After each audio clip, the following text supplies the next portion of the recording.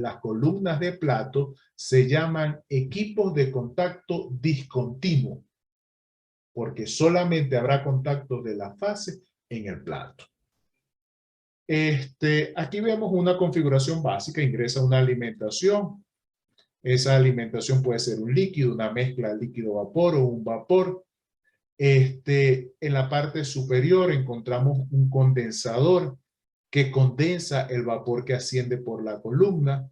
Una parte de ese líquido que ha condensado retorna a la columna y es el que comienza a descender a lo largo de las etapas que hay. ¿Qué sucede? Una vez que ese líquido llega al fondo de la columna, pasa por un rehervidor, un intercambiador, un vaporizador que vaporiza la corriente y genera una corriente de vapor. Esa corriente de vapor comienza entonces a ascender por la columna, por los espacios, dando lugar a la transferencia de masa. Entonces tenemos un vapor que asciende, un líquido que desciende. Y solamente se ponen en contacto esas dos fases en cada uno de los platos. ¿Ok? ¿Lo vemos? ¿Estamos claros? Qué pena, profe. ¿Me podría Sí, repetir, por favor, lo que sucede cuando el líquido llega al vaporizador? claro, claro, Lina. Fíjese. El líquido, el líquido llega a este plato, pasa por un rebosadero. ¿Qué es el rebosadero? Esta sección que vemos acá. El líquido aquí va a haber un cabezal de líquido acumulado. Ese líquido rebosa este bajante y desciende hacia el plato inferior. Cuando llega al último plato inferior, tenemos en el fondo de la columna un cabezal de líquido acumulado. Ese líquido desciende por la parte inferior de la columna y llega a un rehervidor, a un reboiler. Ahí es donde suministramos el calor que permite que ocurra la separación. Por eso decimos que, por ejemplo, en una destilación, el principio, el agente de separación es calor. Entonces aquí se vaporiza el líquido. Lo llevamos a una condición donde se genera vapor. Ese vapor que generamos retorna a la columna y comienza a ascender. Otra porción de ese líquido que ingresó se retira como producto de fondo. Entonces, una porción es vaporizada para generar la corriente de vapor que va a ascender en la columna, en tanto de que otra fracción desciende y es retirada por el fondo. ¿Lo ves ahora, Lina? Sí, profe, claro. Gracias. Vale. Bueno. ¿Qué vamos a hacer este semestre también? Vamos a diseñar estos equipos. Vamos a diseñar el plato, en su asignación especial van a diseñar el bajante, la altura, cabezal de líquido, gradiente hidráulico.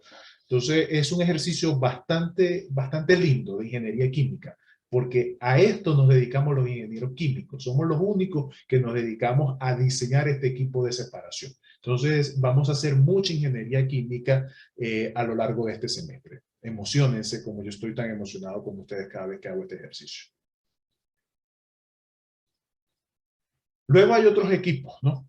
Columnas empacadas. Aquí hablamos ahora de un contacto continuo. ¿Por qué hablamos de un contacto continuo? Porque las fases que están presentes en el equipo siempre están en contacto.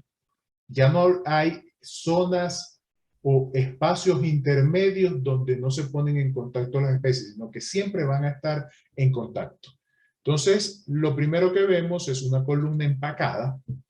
Se dice que es una columna empacada porque tenemos un arreglo tubular, un cilindro, un recipiente cilíndrico, y en el interior del mismo colocamos un empaque.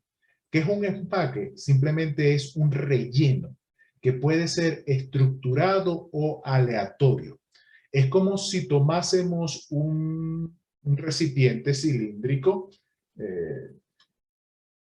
y lo rellenásemos, por ejemplo, de pelotitas. Esas pelotitas que están rellenando el recipiente cilíndrico es lo que viene a ser el empaque. Por ejemplo, sé que estas comparaciones son muy poco apropiadas, pero ahorita que estamos en Navidad y vamos por el centro, por ejemplo, y vemos esos cilindros que están llenos de bambalinas. Saben a lo que me refiero, ¿no? Donde venden las bambalinas que vienen en un cilindro de plástico transparente y adentro vemos toda esa cantidad de bambalinas que están adentro para nuestros árboles de Navidad. Bueno, asemejemos esa idea a una columna empacada. Simplemente tenemos un cilindro y en el interior un relleno. Esos rellenos pueden ser cilindros, esferas o formas más complejas como tal. ¿Por qué rellenamos el interior de la columna con esos empaques? Simplemente el empaque sirve para generar una área superficial que se va a mojar por el líquido y que va a favorecer el contacto con la fase gaseosa. Es decir, lo que tratamos de propiciar es una configuración de película de líquido que moja el empaque y que va a proveer una mayor área de contacto entre las fases que están presentes. Eso es lo que son empaques aleatorios, pero también vamos a ver más adelante lo que son empaques estructurados. Y empaques estructurados es como si tomásemos una malla o una rejilla y la colocásemos en el interior de la columna. Eso es lo que viene a ser una columna empacada. Los principios de diseño son, en términos generales, van a ser los mismos. Vamos a hablar de etapas ideales. Vamos a determinar cuántas etapas ideales requerimos para una separación. Luego que para extrapolarlo a este concepto de empaque vamos a utilizar otros conceptos asociados como altura de empaquetadura, número de unidades de transferencia de masa, altura de la unidad de transferencia de masa. Entonces ahí vamos a incorporar otra serie de conceptos que nos van a permitir establecer la equivalencia entre este tipo de equipos donde visualizamos fácilmente las etapas y este tipo de equipos como las columnas empacadas. Hay otros tipos de equipos de contacto continuo, que sobre todo que se utilizan a nivel de operaciones de extracción líquido-líquido, por ejemplo, donde vamos a encontrar, por ejemplo, columnas de spray, donde entonces un líquido que tiene una menor densidad ingresa por la parte inferior, el líquido con mayor densidad ingresa por la parte superior. Aquí lo que ocurre es que la columna se encuentra inundada con uno de los líquidos, en este caso el de mayor densidad. Como el líquido más liviano ingresa por la parte inferior, lo que va a ocurrir es que entonces el líquido de menor densidad va a buscar la parte superior de la columna. A medida que ese líquido va ascendiendo, como formando pequeñas burbujas, por decirlo así, o gotas que van ascendiendo hacia la parte superior, va ocurriendo el intercambio, la transferencia de masa. Entonces, al final, lo que tendremos en la parte superior será un líquido con una menor densidad y en la parte inferior un líquido con mayor densidad. Es como esos tipos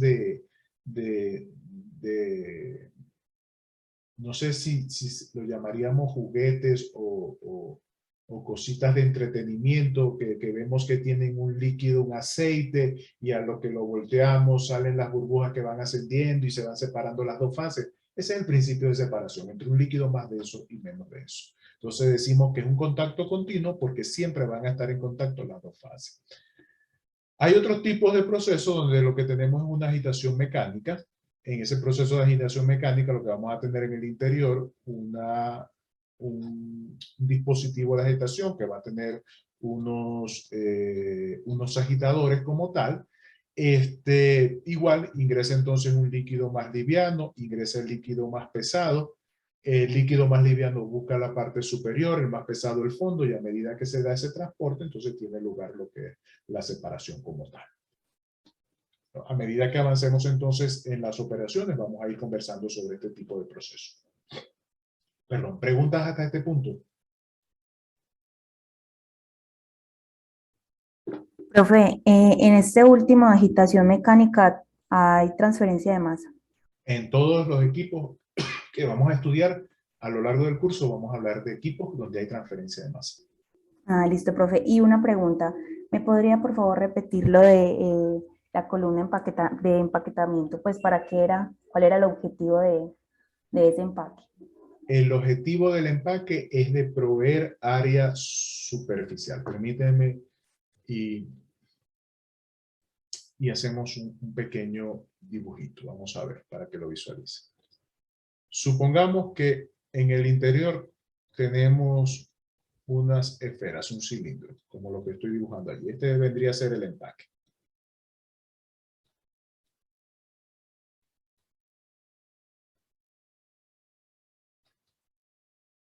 El líquido que desciende por la parte superior de la columna, por acá, ese líquido ingresa y va a ir descendiendo.